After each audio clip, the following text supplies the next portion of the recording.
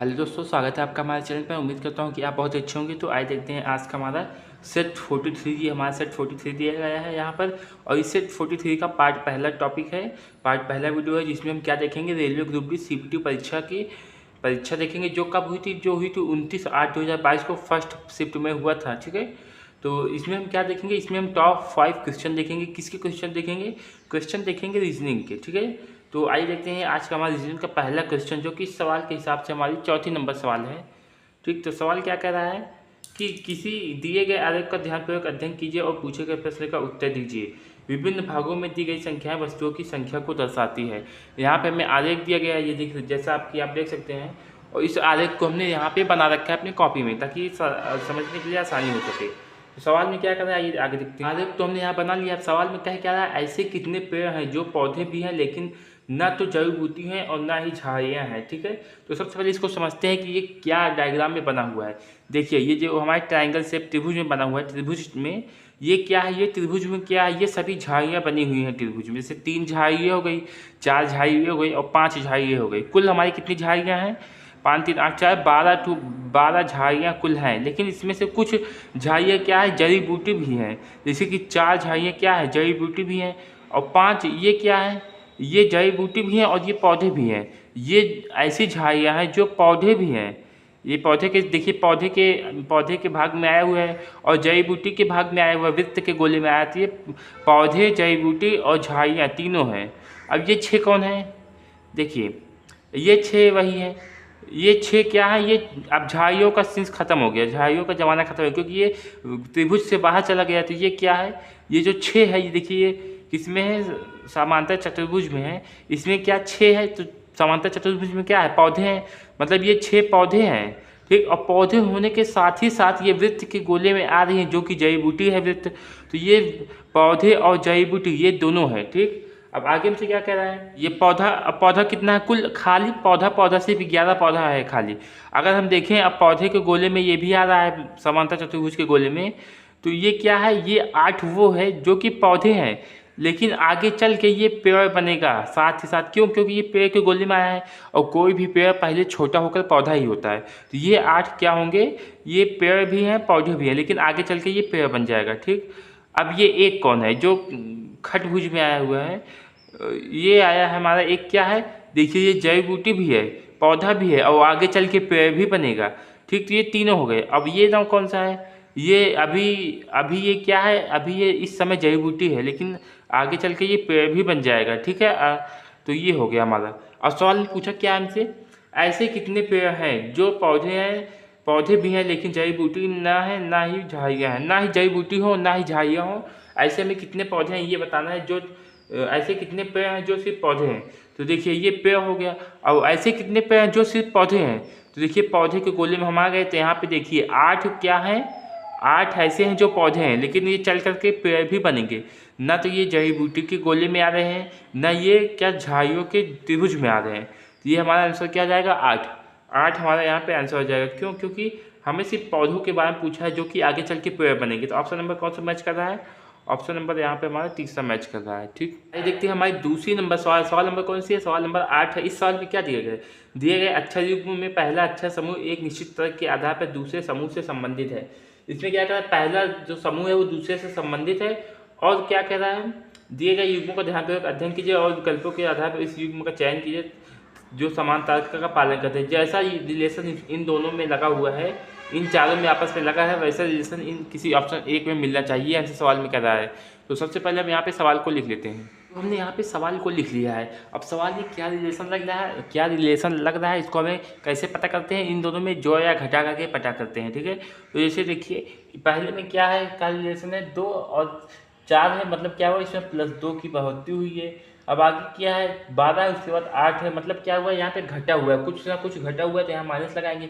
अब कितना घटा हुआ है, 12 में से कितना जाएगा, 8 आएगा। 12 में से अगर हम 4 घटा दें तो 8 आ जाएगा, मतलब -4 का रिलेशन इसके बीच वाले में है।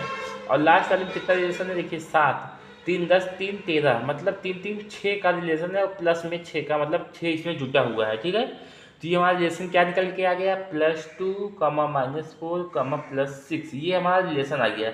यही रिलेशन इसमें भी फॉलो होना चाहिए, तभी हमारा ये संबंध सही हो जाएगा। तो 7 2 9, इसमें क्या हुआ +2 की बढ़ती हुई है।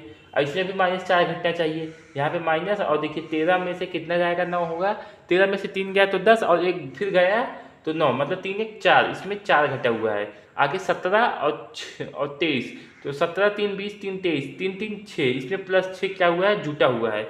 इसमें भी वही सेम आएगा, तो ये रिलेशन हमारा संबंध सही हो गया। अब हमें ऑप्शन में पता करना है क्योंकि यहाँ पे सवाल आगे दिया नहीं है। तो सबसे पहले ऑप्शन में देखते हैं क्या है। पहला हमारा यहाँ पे क्यू है और क्यू के नीचे क्या है टी है, ठीक। तो क्यू का कितना कोड होता है, क्यू का 17 होता है, टी का 20 होता है। तो इसमें +2 जुटना चाहिए, तो 17 तो 19, तो हमारे यहाँ 20 आ रहा था। ये ऑप्शन गलत होगा, पहला ऑप्शन। सबसे पहले रिलेशन को देखने का, पहले बार में पहले जैसे यहाँ पे 2 आ जाता तो फिर दूसरे का देखते, मतलब कि डी और जेड का देखते कि यहाँ पे -4 हुआ है कि नहीं। उसके बाद फिर हम अगर वो भी सही आ जाता, 4 भी आ जाता, तो हम यहाँ पे क्या देखते जी और एम का, सॉरी आर और एक्स का देखें कि इसमें +6 आ रहा है कि नहीं। जब पहला ही गलत हो गया तो हमारा अगला ऑप्शन नहीं सही होगा। अब दूसरा ऑप्शन में क्या दिया है, यू और डब्ल्यू दिया है। यू का कोड हमारा कितना होता है, यू का कोड होता है 21 और डब्ल्यू कोड होता है 23। तो इसमें क्या हुआ +2 बढ़ा हुआ है, हाँ ये हमारा पहला तो सही निकल गया। अब दूसरा भी चेक करना होगा हमें, इसे यल और जी का, यल का चेक करेंगे, जी का L12 और G7, इसमें कितना घटना चाहिए हमारे सवाल के हिसाब से, रिलेशन के हिसाब से 4 माइनस में, तो -4 घटाओ, 12 में से -4 गया कितना आना चाहिए यहाँ पे 8 आना चाहिए, और यहाँ पे कितना आया 7। तो ये हमारा रिलेशन दूसरा वाला ऑप्शन गलत हो गया। तीसरा ऑप्शन देखते हैं क्या है, सी और ई है। तो सी और ई, तो सी में हम सी कितना होता है C3 और E5, तो क्या इसमें +2 जुटा हुआ है, हाँ 3 2 5 +2 जुटा हुआ है। अब देखते हैं दूसरा वाले में, अब पहले सही तो एन और जे का देखते हैं, एन का देखते हैं और जे का। तो एन का हमारा कितना हो गया, एन का 14 और जे का हमारा 10, क्योंकि जम्मू कश्मीर 10 11। तो इसमें क्या -4 घटे हुआ है, क्योंकि 10 14 में से 4 जाएगा 10 बचेगा, ये भी हमारा सही हो गया। अब तीसरा का सही होगा तो ये हमारा ऑप्शन सही हो जाएगा।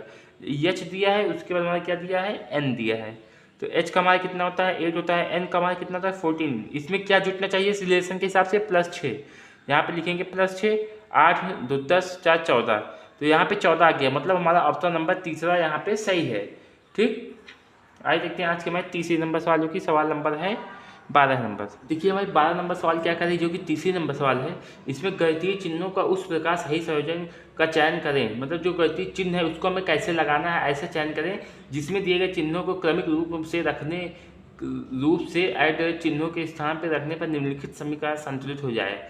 अब देखिए सवाल तो हमें दिया है, लेकिन अगर आदमी ध्यान नहीं देगा तो ये सवाल जिंदगी में नहीं कर पाएगा। इसमें क्या कहा है, निम्नलिखित समीकरण संतुलित हो। समीकरण में क्या होता है, बराबर 0 या बराबर कुछ ना कुछ हो यहाँ पे, ठीक है। तो ये समीकरण हो गया, तो हमें यहाँ पे बराबर लगाना होगा। सवाल में कई ऑप्शन ने बराबर दिया है, तो इसमें भी बराबर दिया है, इसमें भी बराबर दिया है, इसमें भी, मतलब हमें बराबर के इस तरफ भी सेम मान होना चाहिए, बराबर के उस तरफ भी सेम मान होना चाहिए, इसलिए क्या है संतुलित हो जाए। संतुलित मीन्स बराबर सेम उस तरफ इस तरफ, ठीक। तो हमें सबसे पहले हम पहला अगर रख के देखते हैं, तो पहले यहाँ पे क्या है भाग है, दूसरा क्या है यहाँ पे मल्टीप्लाई है, तीसरा बराबर है, और चौथा क्या है माइनस है। तो अगर हम यहाँ पे देखें तो 7 चौका 28, 7 चौका 28, और यहाँ पे अब यहाँ पे क्या होगा, इंटू 12 हो जाएगा, बराबर 6 हो जाएगा, और यहाँ पे -8 हो जाएगा। तो 12 चौक 12 चौका 48 हो गया, इस तरफ तो 48 हो जाएगा, ठीक है ये। और इस तरफ क्या 6 में से तो -2, क्या ये समीकरण बराबर है, क्या संतुलित है, नहीं, तो पहला ऑप्शन नहीं होगा। अब दूसरा ऑप्शन हमें देखना होगा, दूसरा क्या है इंटू 8, तो यहाँ पे देखिए इंटू है 7 इंटू 28, तो ये हमारा वैसे ही बराबर नहीं होगा, क्यों, क्योंकि 28 का 7 बार गुना हो जाएगा, जब बहुत ज़्यादा संख्या हो जाएगी इस तरफ जो है यहाँ पे क्या दिया है भाग। अब 8 और 6 का भाग कर देंगे तो और ही दशमलव माइनस में आ जाए, दशमलव के अंदर आ जाएगा। तो एक तरफ तो बहुत ज़्यादा संख्या होगी, एक तरफ बहुत कम संख्या होगी। अगर आप नहीं संतुष्ट होंगे करके देख लीजिएगा, क्योंकि इंटू पहले ही लगा दिया है। अब 28 और 7 का गुना करेंगे तो कम से कम हमारा आ जाएगा 7 में 14, 140 200 के तकरीबन आ जाएगा, और इस तरफ दशमलव में कुछ ना कुछ मान होगा, तो ये हमारा संतुष्ट नहीं होगा। अब तीसरा देखते हैं, क्या तीसरा हमारे यहाँ पे संतुष्ट हो जाएगा। तो तीसरा देखते हैं, इसे यहाँ पे भाग है, तो 7 चौका, सबसे पहले हम भाग करते हैं, यहाँ पे भाग ठीक रहेगा, 7 चौका 28 हो गया। उसके बाद फिर यहाँ पे मल्टीप्लाई, मतलब इसके बाद यहाँ पे मल्टीप्लाई लगाना है, फिर 12 लिखना है, क्योंकि ये दोनों का तो भाग होकर 4 हो गया, इसलिए इसको 7 को नहीं लिखेंगे, @12। अब यहाँ पे फिर @ के स्थान पर बराबर लगा देते हैं, उसका 6 लगा देते हैं, फिर @ के स्थान पे यहाँ पे क्या जाएगा इंटू फिर 8। अब 12 चौका 48 हो गया, यहाँ पे बराबर 6 8 48, तो यहाँ पे देखिए ये हमारा समीकरण संतुष्ट हो गया, क्योंकि बराबर के इस तरफ भी सेम मान है, बराबर के उस तरफ भी सेम मान है, तो ये हमारा समीकरण संतुष्ट हो गया। ऑप्शन नंबर कौन सा सही होगा? ऑप्शन नंबर यहाँ पे हमारा तीसरा सही हो जाएगा। ठीक, आइए देखते हैं आज के हमारे चौथे नंबर सवाल, जो कि सवाल नंबर 15 नंबर सवाल है। ठीक है, इस सवाल में क्या कह रहा है? दिए गए आलेख का ध्यानपूर्वक अध्ययन कीजिए और पूछे गए प्रश्न के उत्तर दीजिए। ठीक है, हमें यहाँ पे आलेख दिया है, जो कि हमने यहाँ पे आलेख को बना लिया, आपको इसमें देखने की जरूरत नहीं, बहुत छोटा आलेख दिया गया था। विभिन्न भागों में दी गई संख्याएं व्यक्तियों की संख्या को दर्शाती है। जो भी यहाँ पे संख्या दी गई है वो व्यक्तियों की संख्या है, चाहे जितनी भी हो, चाहे जो भी हो। और आगे क्या कह रहा है? व्यक्तियों की संख्या दर्शाती है। ठीक है, अब हमें यहाँ पे ये दे दिया है। आगे क्या कह रहा है इसमें कि देखिए, हमने यहाँ पे फूल विक्रेता 28 है, मशहूर हस्तियाँ 29 है, ऐसे चिकित्सक कितने हैं? 56 है, शिक्षक कितने हैं? 34 है। अब ये 9 कौन है? 9 वो हैं जो शिक्षक हैं और साथ ही साथ फूल विक्रेता हैं। अब ये 7 कौन है? ये वो हैं जो शिक्षक हैं, क्योंकि शिक्षक के गोले में आ रहे हैं, और साथ ही साथ ये कौन है? मशहूर हस्तियाँ हैं, ये 7 लोग। आगे कौन? ये 56 चिकित्सक है, 18 कौन है? चिकित्सक होने के साथ साथ ही ये मशहूर हस्तियाँ हैं। ठीक, ये हो गया। अब हमसे पूछ क्या रहा है इस सवाल में? कितने व्यक्ति शिक्षक होने के साथ साथ फूल विक्रेता भी हैं? तो सबसे पहले मैं शिक्षक वाले गोले को ढूंढना होगा, फूल विक्रेता है, तो शिक्षक वाला गोला ये है और फूल विक्रेता वाला गोला ये है। हमें क्या देखना है? शिक्षक होने के साथ साथ फूल विक्रेता है। देखिए 34 वो है जो सिर्फ खाली शिक्षक है, क्योंकि शिक्षक के गोले में आ रहे हैं, और 7 वो हैं जो शिक्षक के गोले में तो आ रहे हैं, लेकिन वो मशहूर हस्तियाँ हैं, हमें ये नहीं पूछा, इस पर ध्यान नहीं देना है। अब ये 9 कौन है? ये 9 वो हैं जो शिक्षक हैं, क्योंकि शिक्षक के गोले में देखिए आ रहा है कि नहीं, और साथ ही साथ ये फूल विक्रेता के गोले में भी आ रहा है। मतलब ये 9 लोग वे लोग हो गए जो शिक्षक हैं और साथ ही साथ फूल विक्रेता भी है। तो ऑप्शन नंबर कौन सा हमारा यहाँ पे सही होगा? ऑप्शन नंबर यहाँ पे हमारा तीसरा सही होगा। ठीक, 9 शिक्षक ऐसे हैं जो कौन है? फूल विक्रेता भी हैं। फूल विक्रेता भी है। ठीक, देखिए आज का लास्ट सवाल नंबर 5वीं, जो कि है 16 नंबर सवाल। इसमें क्या कह रहा है कि यदि शब्द एब्जैक्ट के सभी अक्षरों को वर्णमाला क्रम के अनुसार व्यवस्थित किया जाए तो कितने अक्षरों की स्थिति अपरिवर्तित रहेगी?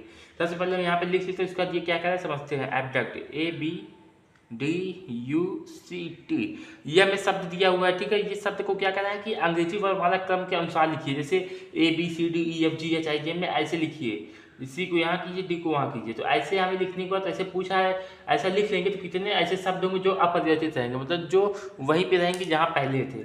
तो सबसे पहले हम अंग्रेजी वर्णमाला क्रम में इसको लिख लेते हैं, जैसे कि ए सबसे आगे रहेगा, उसके बाद बी रहेगा, फिर यहाँ पे क्या रहेगा? CDE। तो सी है तो सी यहाँ रहेगा। अब डी बचा है तो डी को यहाँ करेंगे, उसके बाद डी के बाद EFGHIJKLMNOPQRST, उसका टी आएगा यहाँ पे और टी के बाद यू आ जाएगा।